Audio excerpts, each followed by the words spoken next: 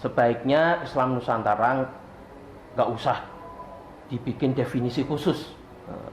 Jadi bebaskan saja orang melakukan definisi-definisi tentang Islam Nusantara.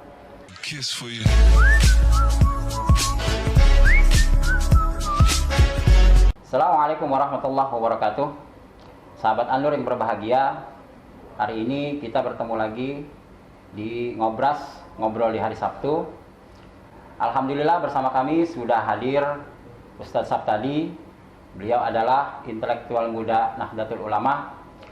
Tema kita pada hari ini membahas tentang Islam Nusantara yang saat ini menjadi perdebatan hangat di kalangan NU dan golongan lain. Langsung saja kita tanyakan kepada narasumber kita pada hari ini mengenai Islam Nusantara. Ustadz, bagaimana menurut Ustadz mengenai Islam Nusantara yang saat ini menjadi perdebatan hangat di masyarakat? Silakan Ustadz. Baik. Assalamualaikum warahmatullahi wabarakatuh. Waalaikumsalam warahmatullahi wabarakatuh. Terima kasih sahabat An-Nur, dan saya senang sekali ya mengangkat tema ini menjadi tema ngobrol kita. Sebenarnya kalau mengikuti pendapat, salah satunya adalah Gus Yahya Stakuf. Beliau sedikit memberikan rambu-rambu atau peringatan begini. Sebaiknya Islam Nusantara nggak usah dibikin definisi khusus. Jadi bebaskan saja orang melakukan definisi-definisi tentang Islam Nusantara. Justru karena kita berusaha melakukan definisi khusus, orang banyak tidak mengerti, katanya begitu. Nah, saya juga ingin mengikuti apa pendapat Gus Yahya Stakuf ini, bahwa menurut saya setelah banyak berdiskusi dan banyak menerima masukan dari masyarakat yang tiba-tiba menolak ide Islam Nusantara itu, ternyata definisinya itu sangat simpel sebenarnya. Islam Nusantara ya Islam di Nusantara.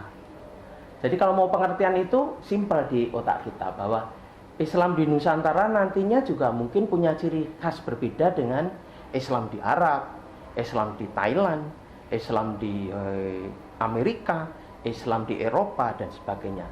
Dari definisi itu saja sudah menjadikan kita mampu menelan sebuah logika bahwa yang dimaksud Islam Nusantara adalah bukannya Islam baru, tetapi Islam dengan sentuhan-sentuhan budaya, sentuhan-sentuhan lokal, sentuhan-sentuhan di mana Islam itu punya adaptasi dengan masyarakat sekitar. Itu sebenarnya yang mau diangkat oleh Nahdlatul Ulama dengan isu Islam Nusantara itu.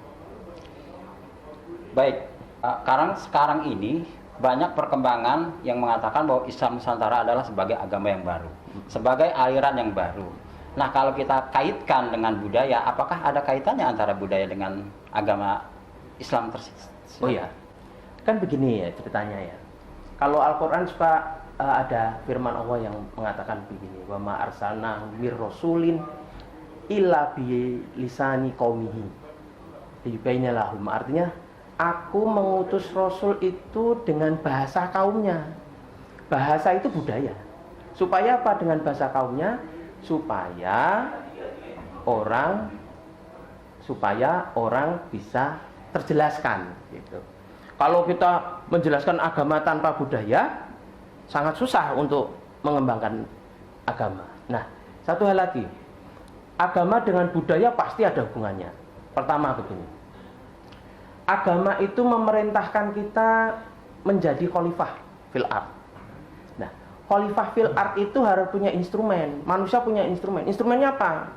Supaya manusia bisa menjalankan perintahnya Allah menjadi tugas khalifah. Instrumennya budaya.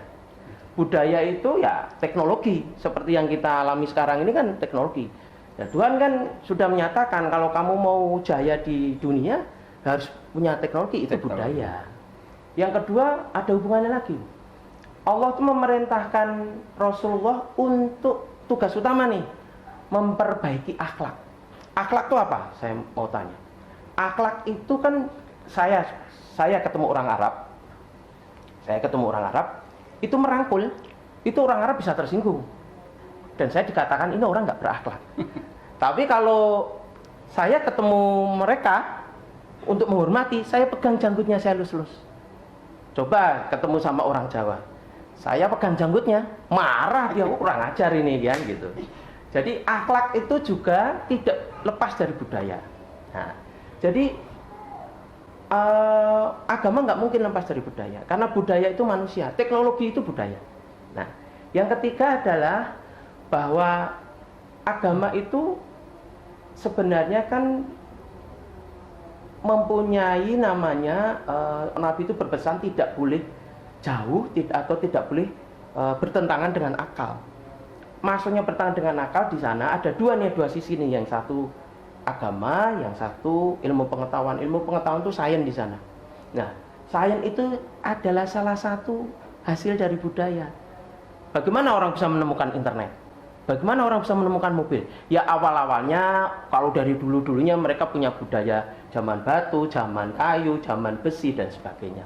Nanti berkembang menjadi menemukan namanya tools. Jadi teman-teman tidak boleh skeptis atau a priori dengan istilah Islam Nusantara, karena justru yang dimaksud adalah Islam ingin menyentuh ke sisi manusianya yang lebih lekat, lebih dekat gitu.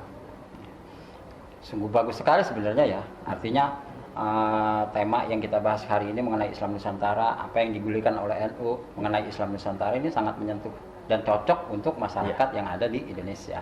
Lalu kenapa baru saat inilah Islam Nusantara itu digaung-gaungkan gitu? Kenapa enggak dari sejak zamannya Kiai Haji Hashim Asy'ari? Kenapa gitu? Karena waktu itu orang menganggap NU sudah identik dengan budaya. Nah, sekarang orang udah mulai meninggalkan budaya. Jadi dipikirnya bahwa budaya tidak instrumen utama untuk kemajuan bangsa. Nah, NU itu melihat Nusantara, budaya Nusantara itu instrumen kemajuan bangsa. Dimanapun berada di dunia ini, negara yang maju adalah negara yang maju budayanya. Nah, sekarang mau bicara Amerika, bicara Korea, negara maju baru, semuanya bertumpu pada budaya mereka. Kita sudah tahu Jepang seperti apa ya. Tapi ada negara maju yang cepat sekali namanya Korea. Itu begitu kuatnya, dia juga bertumpu pada budayanya. Kalau kita mau buka-buka film Korea, itu banyak film sejarah tentang Korea. Belum lagi nanti sebentar lagi saudara kita yang sebenarnya dengan Indonesia harusnya lebih maju kita ya, namanya Vietnam, itu sekarang lagi giat-giatnya. Iya, nah itu dia tidak lepas dari budaya, dan itu yang membuat mereka kuat. Nah, Nahdlatul Ulama mengangkat tema ini supaya menjadi instrumen lagi kemajuan bangsa kita, karena kita jangan sampai terpuruk, terpecah gitu. Iya, berarti bangsa yang baik adalah bangsa yang tidak melupakan sejarah, gitu kan. Nah, makanya Islam Nusantara ini hadir di tengah-tengah masyarakat sebagai pengingat bahwa bangsa yang baik adalah bangsa yang tidak akan melupakan sejarahnya. Lalu apakah Islam Nusantara ini sangat mempengaruhi perkembangan Islam di Jawa? Iya, jadi begini, ada semacam seperti ini, bahwa dahulunya sebelum Islam Wali Songo itu masuk ya, itu ada upaya untuk menyebarkan agama Islam itu melalui cara-cara konvensional seperti di Arab ya, dengan isu konflik, isu perdebatan pandangan gitu. Tetapi ulama kita, leluhur Wali Songo itu datang punya paham baru, yaitu bahwa dia membawa dengan pendekatan budaya. Nah, dari itulah awalnya di abad 7 itu, sebelum abad ke-7 itu Islam itu sudah datang tapi tidak berkembang. Pada abad Wali Songo Islam langsung berkembang. Jadi selama 100 tahun Islam pernah datang tidak berkembang. Tetapi setelah datang para leluhur Wali Songo itu memberikan paham baru tentang pandangan beragama, tentang pendekatan ke budaya, Jawa menjadi 90% Muslim itu. Alhamdulillah ya Ustaz, mengenai perkembangan Islam Nusantara meskipun baru Iya. tetapi sudah bisa memberikan sesuatu yang bermanfaat bagi kita semua. Oke, sahabat Ngobras, mungkin sampai sini saja pertemuan kita kali ini. Mudah-mudahan bermanfaat bagi kami khususnya dan bagi semua yang menonton acara kami. Akhirul kalam, Allahumma muwaffiq ila aqwamit thoriq. Wassalamualaikum warahmatullahi wabarakatuh. Waalaikumsalam warahmatullahi wabarakatuh.